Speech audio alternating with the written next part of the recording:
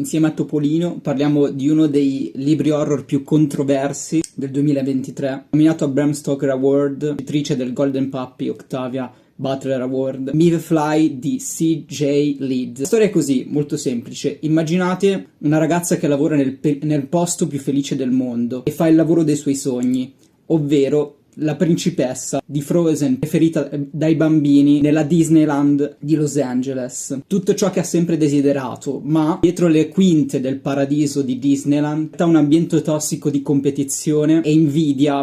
da multinazionale in cui affilare le unghie, per cui il lavoro da principessa Disney è super ambito, soprattutto per le aspiranti attrici di Hollywood che sono parcheggiate lì per essere ingaggiate da qualche regista, ad avere uno stipendio da principessa in costume 5 stelle. Perciò un giorno il sogno di Maeve si spezza, una sua collega invidiosa la fa licenziare e la nostra protagonista è a pezzi, perde tutto ciò che ha sempre desiderato. Il suo sogno da principessa Disneyland finisce. Una volta tornata a casa, legge American Psycho, tra le lacrime, il trucco che cola e un sorriso sardonico, con ancora la coroncina in testa, la sua illuminazione: diventare una Patrick Bateman al femminile, per vendicarsi di tutto il male del mondo e salire all'apice della follia sanguinaria. Questo libro è divertente, gore, bellissimo. Leggerlo è stata una delizia terrificante. Molti ci sono andati giù pesanti e non l'hanno apprezzato, ma perché le scene sono veramente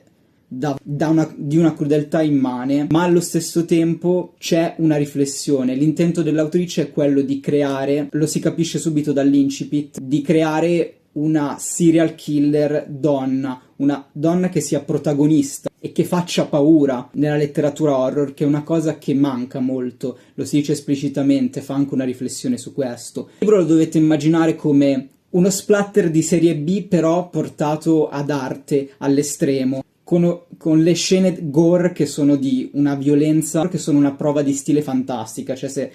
leggete la scena della strage della band, è qualcosa di allucinante. Pieni tagliati come hot dog, bacchette da sushi dentro le orecchie, coca dentro il cervello fatto a scalpo,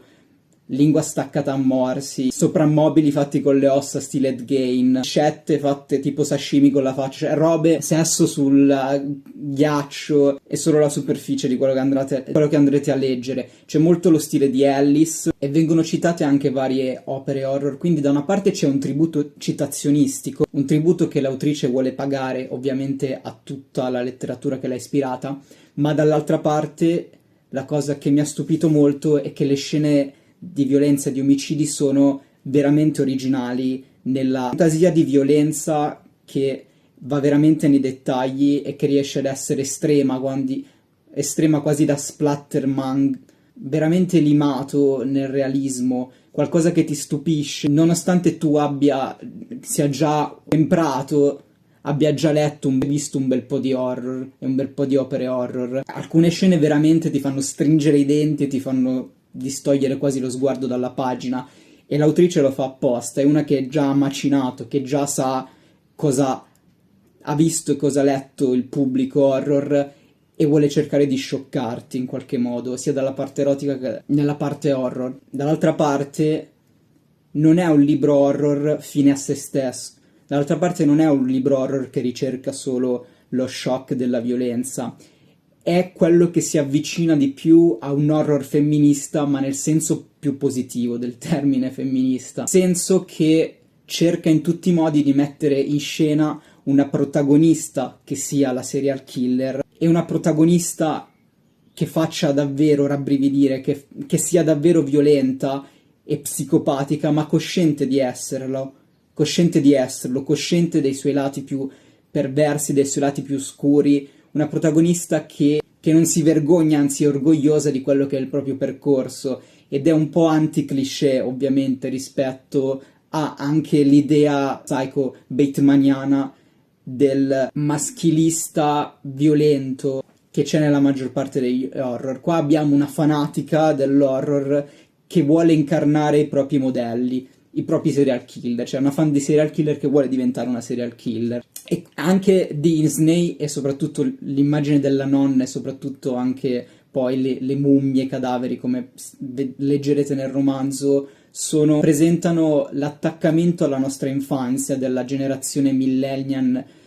zoomer, dell'attaccamento a quella che è stata la nostra generazione disneyana, una generazione cresciuta a sogni, che poi è passata da stile Hannah Montana, che poi è diventata Miley Cyrus, una generazione che è cresciuta nei sogni, in un mondo fiabesco che poi si infrange perché si scopre che non esiste, non era come ce l'avevano raccontato, la finzione magica del mondo Disney stesso. Un mondo che si scopre come in uno specchio, che si infrange quanto è sporco, quanto tutto il male venga nascosto sotto il tappeto e quanto il mondo sia una distruzione, una ferita di distruzione aperta, che porta a avere questo sdoppiamento, questo distaccamento Hannah Montana, Miley Cyrus della nostra generazione, e che nella protagonista Maeve ovviamente è portato a un'allegoria estremizzata per cui la principessa, la bambina consumista cresciuta, capricciosa cresciuta a giocattolini e costumi da Cenerentola, da Frozen nel caso, quando scopre che il mondo è fatto da competizione, varicazione, violenza, non può che rispondere con ancora più violenza, diventare la violenza essa stessa, l'ammirazione della violenza. La protagonista non può staccare il suo io bambina, sognante, ma lo indirizza verso una collezione di base, di oggetti che non sono più ovviamente le statuette di Topolino e delle principesse, ma diventano ossa e cadaveri. Non possiamo staccarci dal mondo che sognavamo e quindi a costo di ucciderlo, a costo di vestirlo da morto, ce lo mettiamo in cantina. Di base è un po' questo il succo del libro, ma vi consiglio di leggerlo perché dà una luce e un faro abbastanza originale sul panorama horror, e oltre a essere divertente, originale e ultra cruento nelle scene, quindi vi dà una bella botta, vi fa anche riflettere su quelli che sono i modelli dell'horror, come ragiona la società e anche la generazione, la nostra generazione, riguardo al mondo della fiction horror. Quindi una lettura super consigliata.